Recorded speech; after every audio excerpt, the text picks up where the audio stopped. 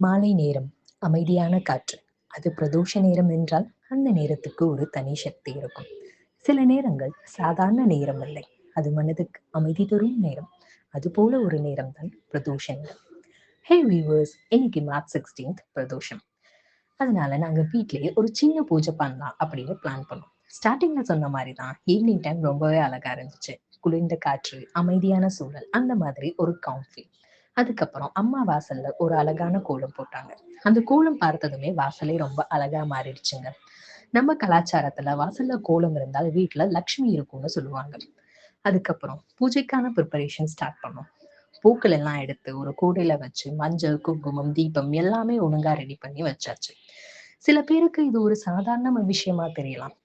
ஆனா உண்மைய சொன்னா இந்த மாதிரி பூஜைக்காக ரெடி பண்ணும் போதுதான் மனசுக்குள்ள ஒரு நல்ல பாசிட்டிவ் ஃபீல் வரும். கடவுளை நினைக்கும் மனசே பெரிய பூஜை என்று பெரியவர்கள் சொல்லுவாங்க. அதுக்கப்புறம் அன்னபூரணி அம்மன் அரிசி மேல் வைத்து அலங்காரம் பண்ணோம். அரிசி மேல் கடவுள் வைக்கிறது வீட்டுல எப்போதும் வளமும் சந்தோஷமும் இருக்கணும் அப்படின்ற ஒரு சின்ன நம்பிக்கை.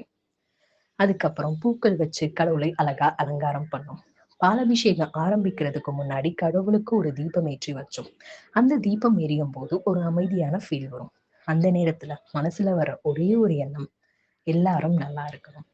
அதுக்கப்புறம் பால் அபிஷேகம் பண்ணோம். பால் கடவுள் மேல் விழும்போது அந்த நேரம் ரொம்ப அமைதியா இருக்கும். அதுக்கப்புறம் தீபம் ஏற்றி தீபாராதனை காட்டி கடவுளுக்கு சின்ன பூக்கள் வச்சு அர்ச்சனை பண்ணோம். அந்த நேரத்துல மனசுக்குள் கிடைக்கும் அந்த ஒரு அமைதி, அது ரொம்ப பெரிய சந்தோஷம்.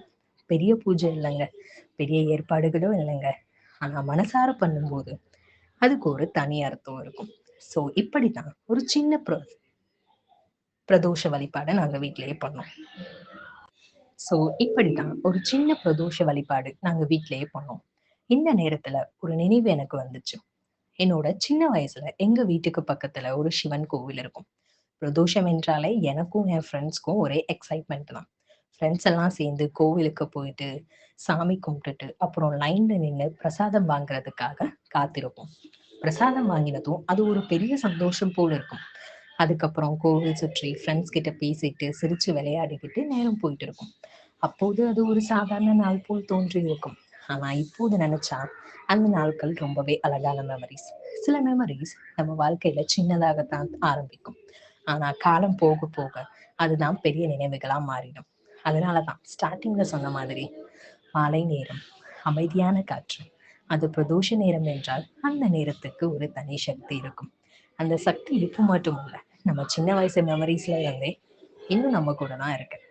சரி, இந்த அழகான பிரதோஷ மாலை நேரத்தோட உங்களுடன் நான் விடைபெறுகிறேன். மீண்டும் ஒரு நல்ல நேரத்துல சந்திப்போம். ஓம் நம சிவாய.